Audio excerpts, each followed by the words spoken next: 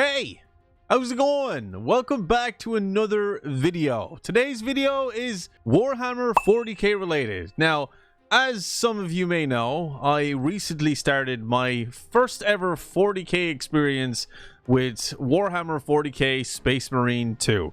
This game in particular has been on my radar for quite some time and I've been very excited to play it, even though I have literally no knowledge of what Warhammer or what Warhammer 40k has to offer. So today's video is a little bit of a lecture, a little bit of a educational video for me, really, and something for you, the 40k fans, to enjoy. So I've asked you guys in my videos, is there any particular videos that I should like react to get up to speed with Warhammer and its lore and everything to know about it, which apparently is a lot. In the comment section, I realized that a lot of you mentioned Bricky, who is a YouTuber that covers 40k, and I don't know who he is. No offense to the man, I've never heard of him because I had no reason to explore Warhammer 40k. But apparently this YouTuber in particular is one to check out and explains the lore very, very well. So shout out to Bricky, and I hope you're okay with me reacting to your video. Now, the video we're going to be live reacting to today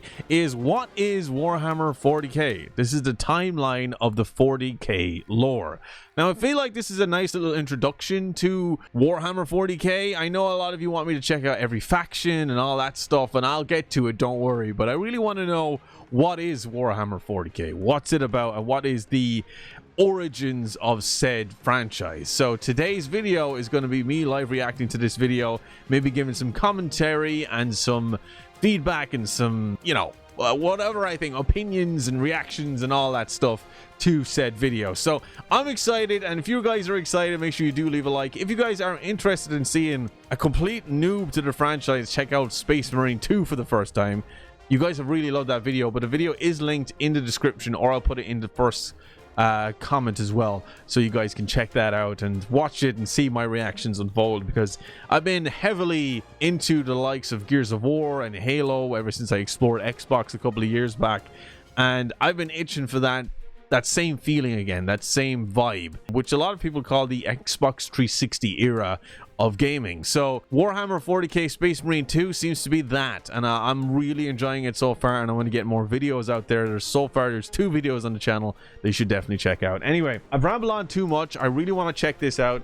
Warhammer 40k.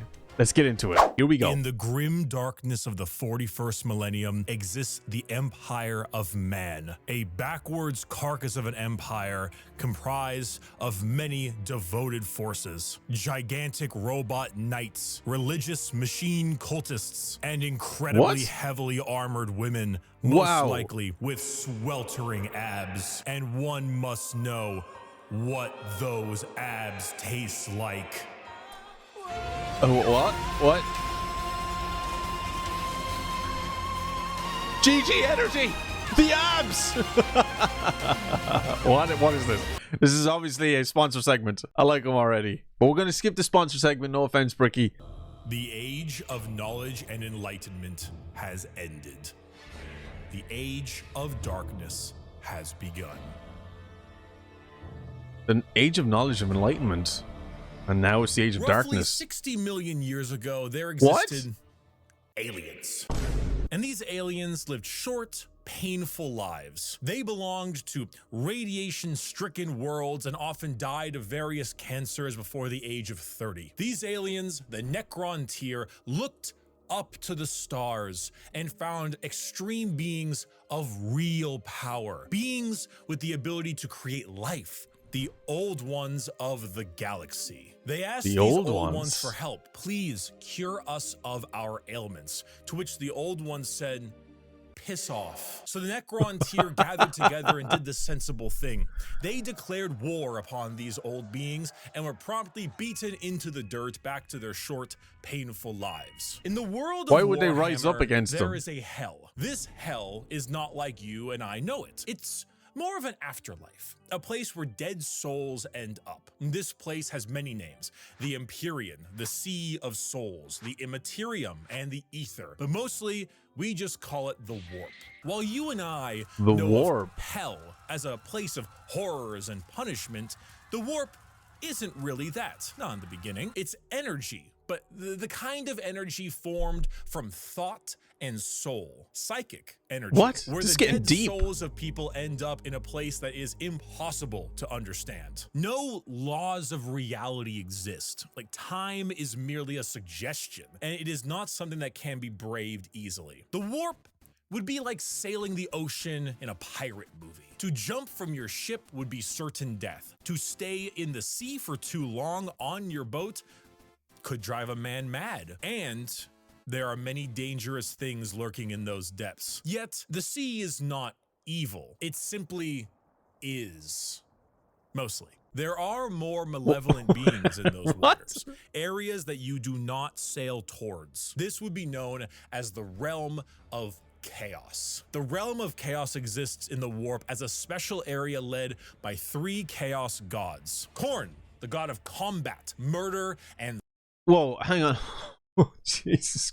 I just have to take a minute because that's a lot to like process in the first less than 5 minutes of this video. 60 million years ago, there was aliens. There were lesser beings, but there was these higher beings known as the Old Ones, essentially gods that could create life. For some reason, the aliens declared war against the Old Ones because the Old Ones rejected them. And then, of course, the aliens lost because the Old Ones are gods. Stupid. Not stupid because they're gods, but stupid to actually declare war against them. And now we're talking about a place called Hell, which is the warp, which is essentially not the same hell that we know as the fire and the brimstone and the torture and the punishment, but more so hell, a plane of energy formed by thoughts. What? And now there's beings that run the sea of energy, or there's a place. What? Okay. This goes a lot deeper than I was expecting. Slaughter, with a pile of skulls taken in his name. That's such a cool name. God of change, mystery, and deceit. A confusing paradox of lies, schemes, and sorceries. And Nurgle, god of rot, pestilence, and Genshin impact. What? All things rot in the end. And Grandfather Nurgle is waiting for you with open arms. These gods ruled their respective realm in the warp, sending their many followers against each other in the great game to be the most powerful of all the gods. So the warp exists. Hell is real, parallel to our galaxy, with the realm of chaos and its gods fighting for control. But so the realm of chaos and its gods, so the hell, or this version of hell, the warp, has a realm of chaos and gods that fight amongst each other. So it's another plane of existence, essentially. But it's the afterlife, so everybody goes there? Interesting. There are also gods of real space, gods of the normal world too. They're called Catan, and they eat stars. Do you think God stays in heaven because he too lives in fear of what he's created? These star gods saw the plight of our poor Necrontyr and how the Old Ones cast them aside and said, you know what? You guys want immortality? Oh, we will make it happen. We are the gods of the tangible, of real space. We can give you a cure. So then they ate all their souls. What? And turned them into robotic automaton, feasting on their souls and leaving a hollow shell of an intelligence left that is technically immortal. With the power of an entire species' souls, they turned their new robotic slaves on the Old Ones and hunted them to extinction. The Necrontyr, now the... Okay, go back there for a second. There's just some things I need. So hang on, is it the Old Ones that give them the power, or the gods? Hell is real, parallel to our galaxy, with the realm of chaos and its gods fighting for control. But I just want to say, like, the warp is freaking badass. I love that. That's so cool. Like, that's so freaking cool. I'm like visualizing like these armies of gods of chaos and just duking it out, you know, just crazy. But there are also gods of real space, gods of the normal world too. They're so gods of the actual existing world. called Catan, and Catan. they eat stars. Do you think Okay. God stays So the in heaven Catan. because he too lives in fear of what he's created? These star gods saw the plight of our poor Necrontyr and how the Old Ones cast them aside and said, you know what? You guys want immortality? So, like, the Old Ones compared to the Qatar, are the Old Ones gods or just like more like celestial beings, and the Catan are higher up in like power and creation? Right? So, hang on. So then the aliens, geez, the aliens are so pathetic, aren't they? Just live your lives. They just wanted like more. I think it's just greed got the better of them, it sounds like. And then they're asking the Catan for immortality, ultimately creating soulless immortal intelligence. Oh, we will make it happen. We are the gods of the tangible, of real space. We can give you a cure. So then they ate all their souls and turned them into robotic automaton, feasting on their Robotic souls automaton. and leaving a hollow shell of an intelligence left that is technically immortal. With the power of an entire species' souls, they turned their new robotic slaves on the Old Ones and hunted them to extinction. So they turned the robotic slaves onto the Old Ones and hunted the Old Ones into existence? The Necrontyr, Extinction? Sorry, not existence. Extinction? The Necrontyr. the soulless, undying Necrons got their wish at the price of their souls. So they're We called can undying. Count the number of kind gods on an amputated hand. With time, the selfish star gods turned on each other, fighting one another for more chances at glory and power. With What is this power the leader trips? of the Necrons, Zarek, the Silent King, the man who doomed his species when he accepted this deal, waited. So he accepted the deal and essentially became a leader. But if they're mindless and soulless, well, they're not mindless. They're still holding on to their intelligence, but I suppose then just would be still leaders and stuff. Okay, they're not just... Yeah, okay. And bide his time until he seized the perfect moment and turned his legions of undead citizens against the star gods. Gods cannot be killed, but they can be broken. So Zarek broke the star gods into thousands of pieces and locked them away in vaults, taking their free will away as they did to them, and sealed them How, away though? as basically Pokemon to be used as weapons in the future. Who's that Pokemon? It's Pikachu! It's the Void Dragon. Zarek then, with his perfect memory, exiled himself for his sins, flying out to the darkness between galaxies to atone for what he had done. This entire situation, the genocide of the Old Ones and the rebellion of Zarek, will go down in history as the War in Heaven. It is the most brutal war the galaxy has ever seen and ever will see. This was a conflict that took an entire galaxy-spanning species and pitted them against gods that ate stars. The Necrons, rather crippled from, you know, the War in Heaven, decided to go to sleep in gigantic tomb worlds on various planets until the upstart species of the galaxy died out. And so turns out when you have a war that lasts tens, hundreds of thousands of years and involves the genociding of multiple species, the Old Ones of the galaxy, and the Holy shit. So... Wow. That's a huge war. The Necrons started off as these like pitiful species of aliens that weren't happy with their lives and wanted more. Essentially got more but lost their, I want to say humanity, but you get what I'm saying. Lost what their souls were meant to be, you know, they became soulless machines by the hands of the Qatar, which were the gods. Okay, I'm trying to understand this. So the Qatar then said, yes, we'll give you immortality, but in exchange we need your souls, which was agreed upon by the leader, I forgot his name now, but the leader of those aliens, the Necrons, decided, yes, take our souls, we can become immortal machines. And then because of that, they decided to use these machines to take down the Old Ones, right? I think I'm understanding this correctly.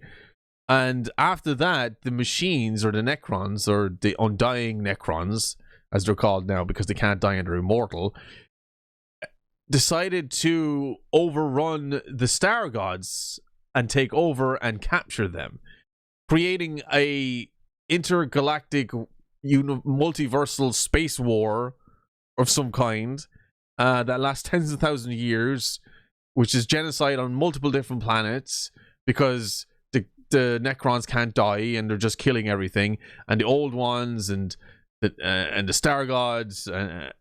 Oh my god, like, it's crazy just thinking about this. Like what? This is Warhammer. This is Warhammer. This is fucking Warhammer. Consumption of souls from an entire race. The warp gets a little wacky. You know, if you had... Oh, so these events have affected the warp because of the mass genocide? Did the warp get overpopulated because of the war? a kiddie pool, and it was nice and calm. Khorne is over there splashing about, so you don't really go in that direction. Nurgle has explosive diarrhea, so you don't really go in that direction either, but you can still kind of get in the pool. The pool's still fine. Turns out when you add a couple trillion souls to that kiddie pool, it'll make the waves a little more turbulent. And turns out a lot of them like to pick a side. Nurgle, Tzeentch, or Khorne. So the... What? Hang on. This is crazy to me. So the trillions and trillions of different races and species that died because of this intergalactic war between the Necron, the Star Gods, and the Old Ones had overrun the warp, and then because of that, it like created this overpopulated hell, and they wanted to choose sides, and there's 3 sides to choose from.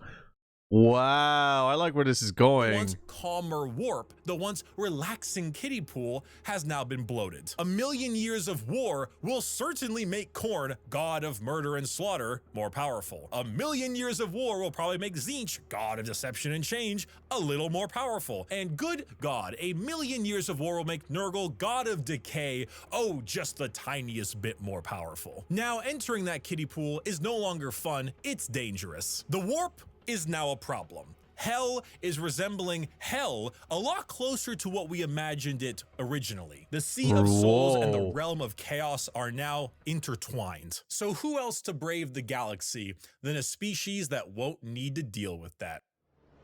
What? The Age of the Eldar. The Eldar are space elves. They have a lot of the traits that you probably think of when you think of elves. Tall, slender, pointy ears, bit more androgynous looking, no matter what DeviantArt will tell you, and a bit stronger on the emotional side. The Old Ones, as I mentioned, could create life. And when they were getting, you know, absolutely bodied by the Catan and the Necrons, they made some new races to try to help them. One of them was the Eldar. It didn't save them, but they're here now anyway. Oh, and also the Orcs, but they're busy right now. What? The Eldar are a particularly psychically powerful race. So they were really adept at being able to handle the new turbulent warp of chaos and good at killing Necrons, hence why they went to sleep. Being psychically gifted is basically like being a wizard, but you get your wizard powers from hell. This is called being a psyker. And basically, if you want to do cool wizard shit like lightning from your hands or reading someone's mind, you can do that, but you siphon the energy to do that from the warp. Luckily, the Eldar are very good at handling this without too many negative effects because, you know, summoning power from the Sea of Souls with the new Chaos friends can be a bit of an issue, but Eldar are pretty good at it. And you see, what's really cool and also awful about Warhammer is that most developed species travel long, faster than light distances by going through that warp. They create a tear in reality to unreality and move through it. Faster than light travel? Cringe. We go through hell. I was gonna say also like traveling at the speed of light. Light speed. Nope. That's not cool enough. That's too cringe for Warhammer itself to deliver your packages. For those of you who play Minecraft, you know how the Nether is like a pocket dimension, so moving 10 spaces. Actually, Nether. Similar, right? The Nether is actually moving something like 1,000 in the real world. That's basically what warp travel is. Just much like in the Nether, there are a lot of things that want to kill you. The Eldar found a way to do so in between realities. Not regular reality, not the warp, the web else, way. a purgatory of sorts, a fabricated psychic realm that allowed them to travel without fearing the negative effects of the warp. The Eldar were the perfect fit for the new galaxy, and they took it with open arms and pointy ears. The empire of the Eldar spread everywhere, and it spread all the way until now, the 21st century. That's right, while you were watching NPC streams on TikTok, the space elves were ruling the galaxy, and they did so for quite a long period of time.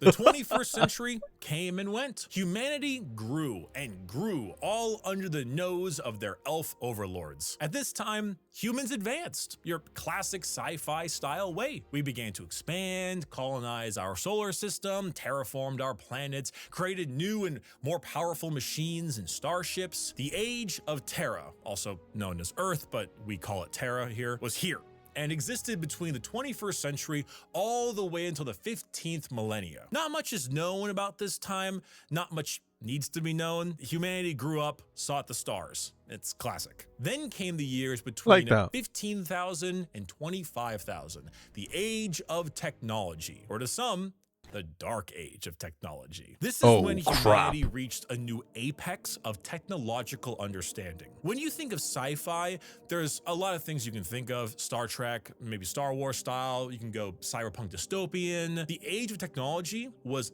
deep sci-fi, like a scientific prowess that fringed on magic. This is also when the first ever psychers began showing up in humanity. Individuals with the genetic mutation to be able to access the warp, and then because of that, travel through it. Humanity was no longer constricted to their early ways of travel. With warp travel, they could go anywhere in the galaxy. They equipped ships with gigantic AI machines, with everything you would ever need to know about mankind, and sent them out on colony ships to expand their influence across the galaxy. This was truly the golden age of humanity. And with every golden age, not Berserk. While the new human upstarts of the galaxy were reaching new levels of technology and prowess, the Eldar were engaging in debauchery.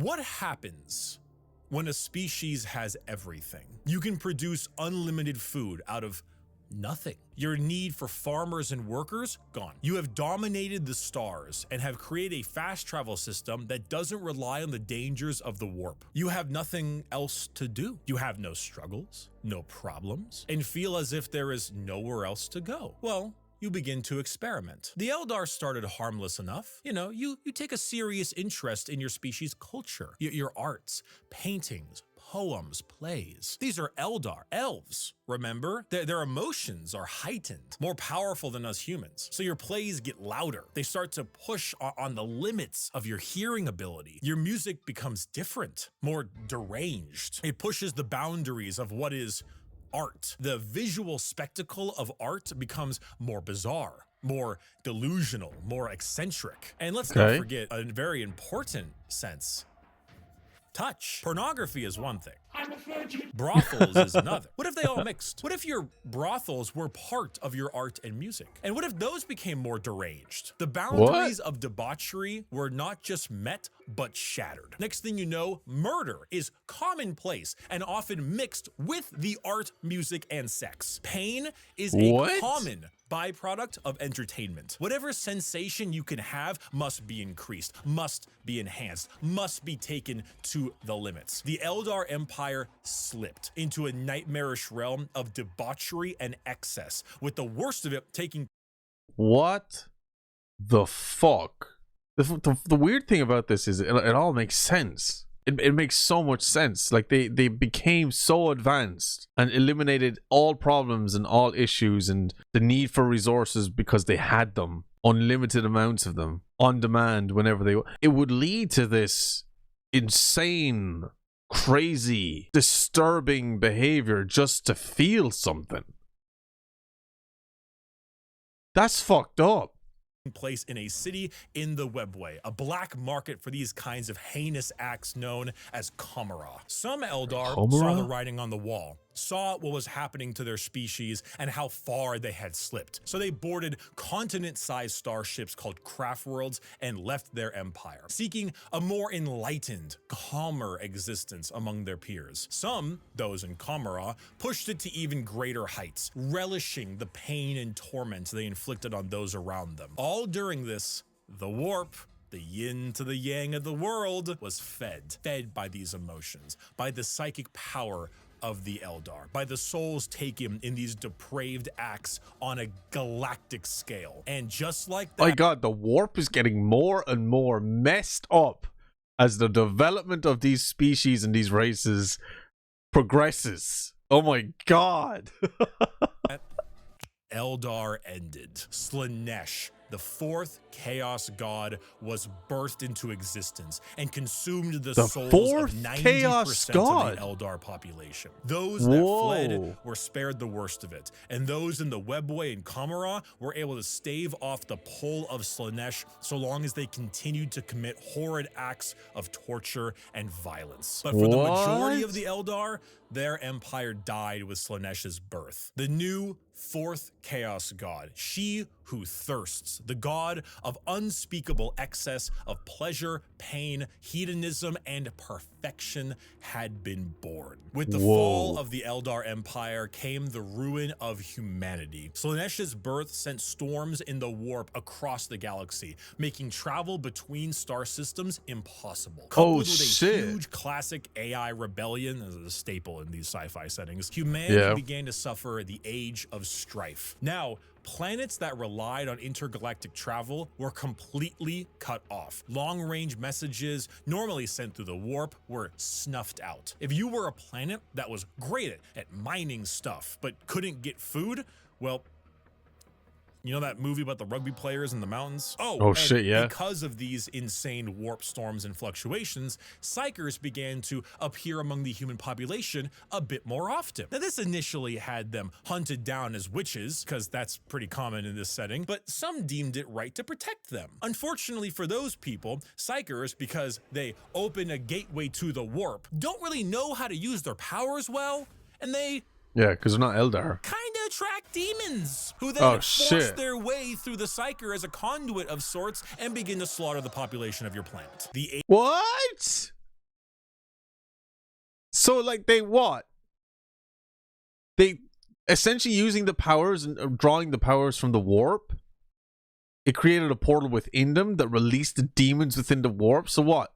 Did it rip through them physically? What? Age of Strife was a catastrophic period of time for humanity and set back their progress tenfold over the not one, not two, but 5,000-year period. During this time, the age of humanity that we know began to form. Worlds equipped with large mechs for agriculture began to equip them with weapons to defend from alien and demonic invaders. Over 5,000 years, this became a custom and tradition, dubbing them as Night Worlds, a feudal society of honor-bound knights in gigantic robots that uphold the chivalric code to defend their worlds and honor. A group of individuals on Mars, after radioactively bombing their planet to become inhospitable to human life, ran their entire lives underground on the few life support systems keeping them alive. Those technicians who could work on the machines and keep them operational were revered, and over 5,000 years went from skilled members of society to full-blown priests. The cult Mechanicus, or tech priests of Mars, formed in the ashes of the Red Planet with a religious fervor and doctrine on the cult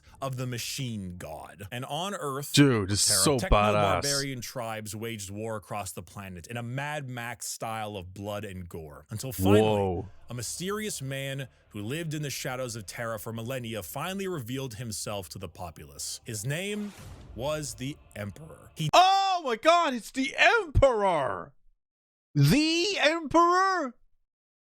Where was he this whole time? Deemed himself the Emperor of mankind. Where did he come from? I don't know. Why is he 10 feet tall and the most powerful psyker of all of mankind? I don't know. Why is he he's a psyker as well. And he's immortal? Okay, so that, I mean, But he's self-proclaimed emperor. I guess he just knew he was special. I mean, if he's 10 foot and immortal and a powerful psyker, then yeah, he's kind of special.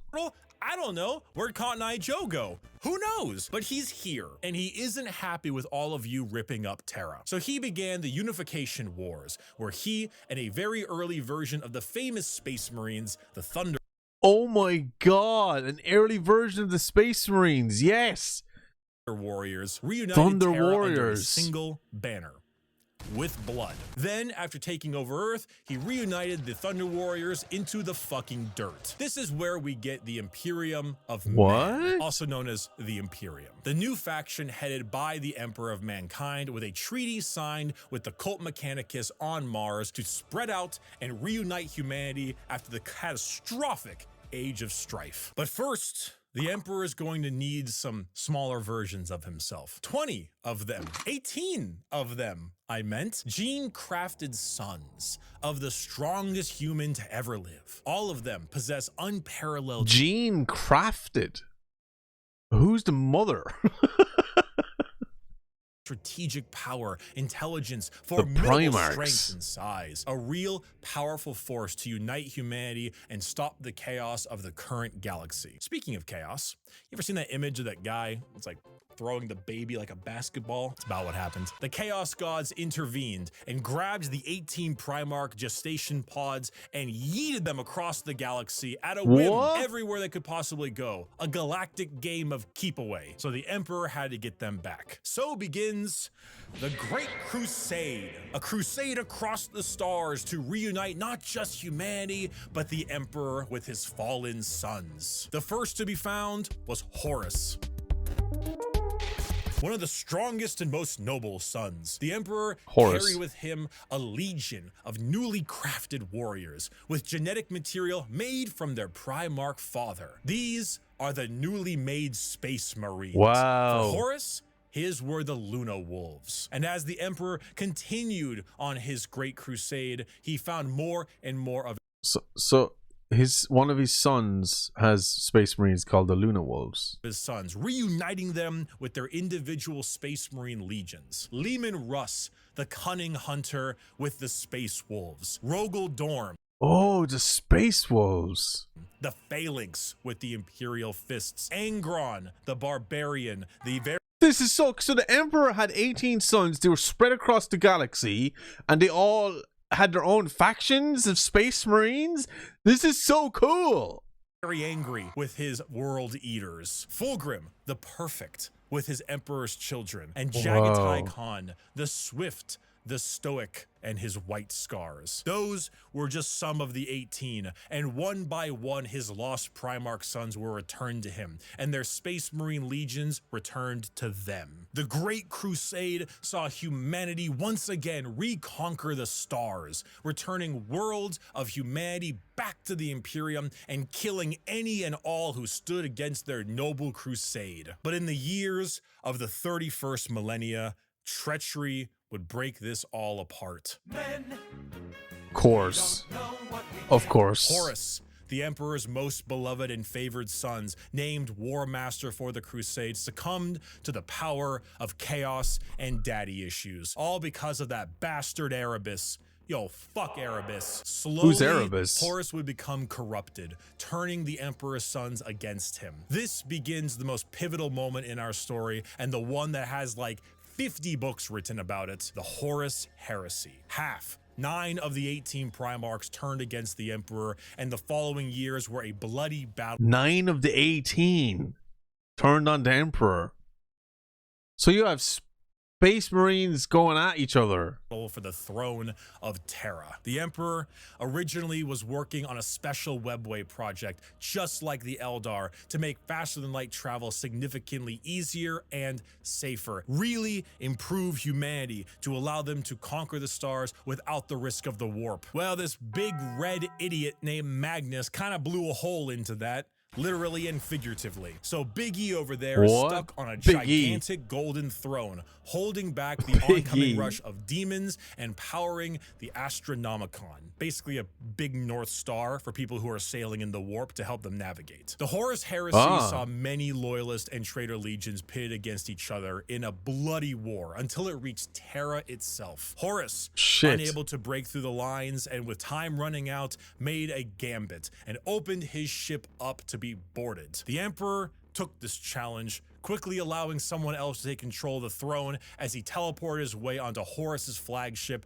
the Vengeful Spirit. The Emperor, unable to truly kill his most beloved son, changed his mind right quick when Horus strangled the life out of his other son, Sanguinius. Oh no! I'm sure you've seen this image at some point. The Emperor then said, "I'm not gonna sugarcoat it," and proceeded to psychically blast Horus into complete oblivion, killing not only his body, but also his soul. Horribly wounded from this duel, the Emperor is returned to the Golden Throne in order to keep the demons at bay and power the Astronomicon, because without it, humanity would be flying blind. There he sits, slowly dying from his wounds and the strain of powering the Golden Throne. The only thing keeping him alive is feeding upon the souls of 1,000 Psykers every single day. This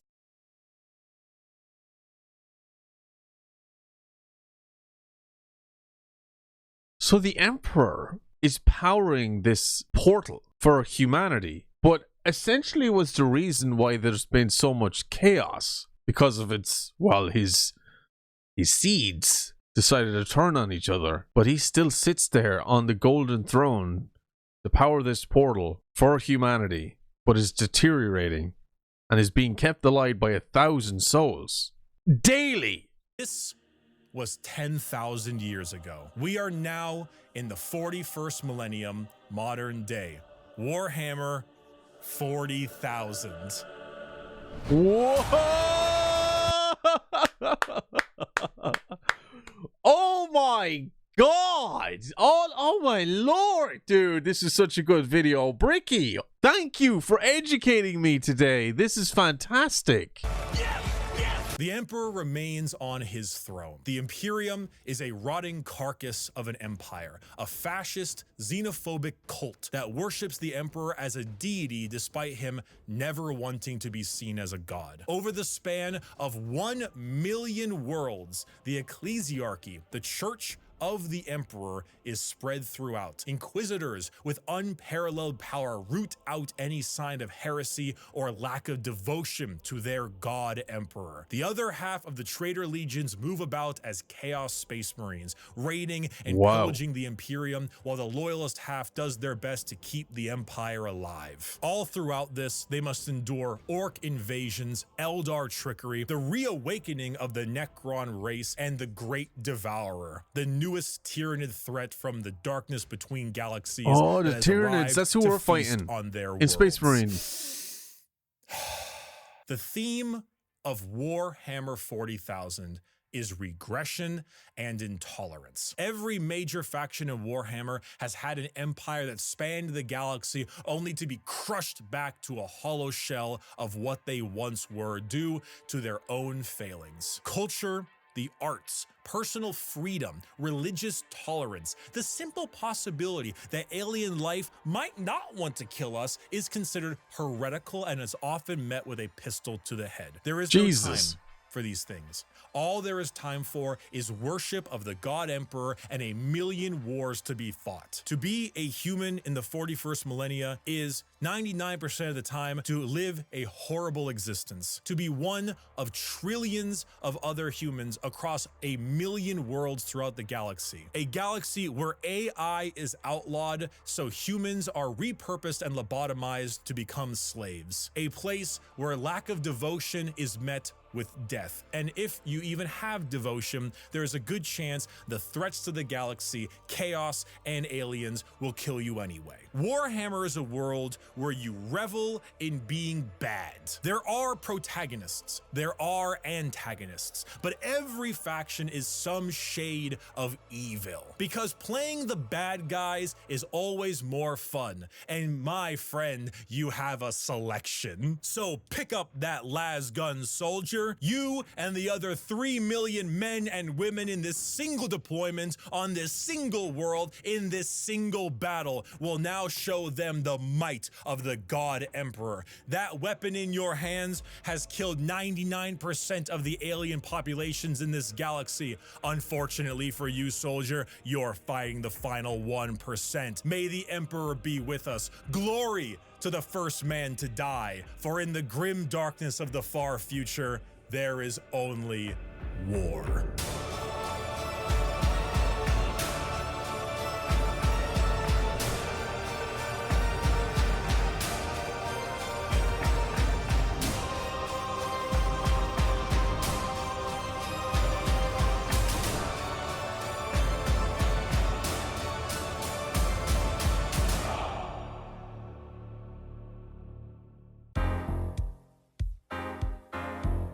Thank you, everyone. I hope I have helped teach you about Warhammer. If you are a brand new person and you want to get a bit more about the world, there are multiple books that do a great job at showing off how the entire universe operates. For the most part, Warhammer is a setting, and often stories are told in that setting with a Warhammer coat of paint. Gaunt's Ghosts is Band of Brothers, but Warhammer. It's honestly one of my #1 recommendations for new people. Assassinorum Kingmaker is an assassin novel involving those night worlds. This is Mission Impossible, but Warhammer. Bloodlines is Blade Runner, but Warhammer. And the list goes on and on. If I had to recommend a brand new novel for a first-time Warhammer enjoyer, these are the 4 I would recommend. Horus Rising, Caiaphas Cain, First and Only Gaunt's Ghosts, and Infinite and the Divine. I might actually have to pick those up. They're all fantastic novels, and they will get you acquainted with the world without needing to know too much. Thank you all so much for watching this video. Fantastic. Get yourself a Gamer Subs flick. Fantastic video. Gotta leave that one a like. My God.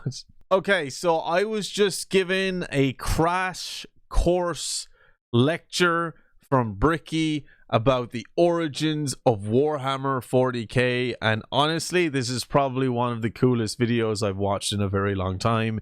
Bricky, great job. Thank you so much for educating noobs like me. I'm in shock, really. Everything that I've learned today was kind of insane. I wasn't expecting it to go as far back as it did. And how far back Bricky went with the origin is literally the beginning. Is insane. The whole idea of it starting off with this Necron alien race that essentially wanted more from life because they were miserable creatures, ultimately created immortality, and that led to war and chaos for millennia until the birth of mankind. And when mankind got advanced and started becoming more and more aware of everything in the universe, and became more powerful, and especially when they started accessing the powers from the warp, that's what created more chaos. And it's insane because there's so much, and it's all just flooding into my brain right now, everything that was explained to me with the 4 gods of chaos and the warp, the old ones, the star gods, and it all essentially just comes down to this weird greed and power trip and wanting more and being superior. You know, that's essentially what this all is, and how it all became as bad as it did, and humanity got involved in that, and this emperor that just came out of nowhere, which I think still needs a little bit more explanation. I'm sure there is lore about the emperor and where the emperor came from, but the emperor decided to had good intentions for humanity and wanted humanity to just dominate and explore the stars and the universe, and had these 18 sons that essentially were yeeted into different parts of the galaxy, and he went on this Great Crusade to find them all, but they all eventually came back together but then turned on each other, and it's just this war against humanity, and the Space Marines all colliding against each other. You have the heretics, the ones that went against the Emperor, and the people that stand by the Emperor, the loyalists, and they're like there's constantly fighting this war, but also have to worry about the Eldar, which is the space elves, and the old ones, and the possible reawakening of the Necrons, like, and all of that, plus fucking the warp, which is hell, which is just fucking losing itself altogether right now because it gave birth to a new god down there, and it's just crazy. The whole thing is just batshit crazy, but I love it. Like, I am more invested in this now than ever because of this video. So again, thank you, Bricky, for explaining it so well and in terminology that I think a lot of people can understand. I will watch this video a few times until I get all of this into my head, but I think I have a pretty good understanding of what was explained to me. Humanity sucks in this millennia. It sucks to even exist in this world. Do you know when there's like these fictional worlds and everybody says they want to, like, you know, be in these fictional worlds because there's always something good about them, you know? Whether it's like anime or superhero movies, all that stuff. Like, you could be a superhero, you could be an anime character with powers, like, but there's good and there's bad. Then there's Warhammer. Who would ever want to be existing in Warhammer 40k? It's literally hell, but it's the most badass hell I've ever witnessed. Holy shit, dude. I'm at a loss of words. Anyway, lads, that is my reaction to what is Warhammer 40k by the incredible Bricky. Thank you guys for recommending this fine individual, this fine gentleman, and thank you so much for providing this information for people like me. I'm going to have a very different perspective going into Warhammer 40k Space Marine 2 now. I think I should just call it Space Marine 2. Much more of an understanding of the world that I'm in and what I'm actually fighting for. Crazy. Anyway, thank you so much for watching this video. If you did, leave a like. I will leave a link to Bricky's video in the description as well, and subscribe to the channel if you want to see some more Warhammer 40k stuff from me. There's a lot of other videos that he's done that I want to check out, especially the factions and explaining the Space Marines more. I want to check that one out, and I will be doing that in some videos this week, so make sure you subscribe if you haven't. Anyway, thank you so much for watching, and as always, stay geeky, stay cool, be awesome, and be happy, and I'll see you dudes in my next Warhammer 40k video. See you later, dudes.